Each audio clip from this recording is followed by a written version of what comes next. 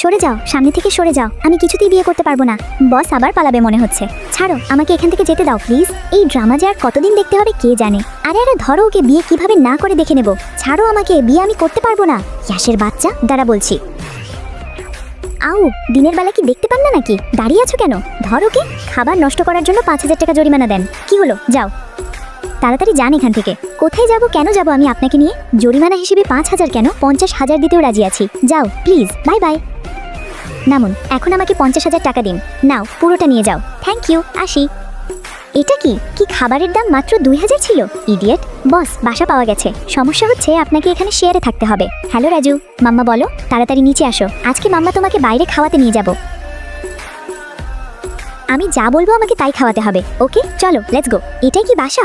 বস, অনেক কষ্টে খুঁজে বের করেছি শুধু আপনার জন্য। তার জন্য তো আমি একটা অ্যাপ্রিসিয়েশন পেতেই পারি, তাই তো? এদিকে আসো। আউ, এটা কি করলেন? এটা বাসা নাকি অন্য কিছু? মনে হচ্ছে তো এক্ষুনি কেউ এখান থেকে বেরিয়ে গেল। এটা কি ডাস্টবিনে ময়লা গ্লাস রাখা? স্যার, তাড়াহুড়ো করে বাসা ম্যানেজ করা তো, তাই একটু এরকম হচ্ছে আর কি।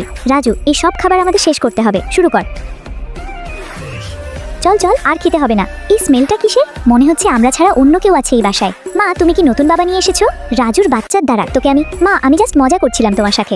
ওফ, এত সাউন্ড কেন হচ্ছে? হ্যালো, এসো দেখো কি হচ্ছে।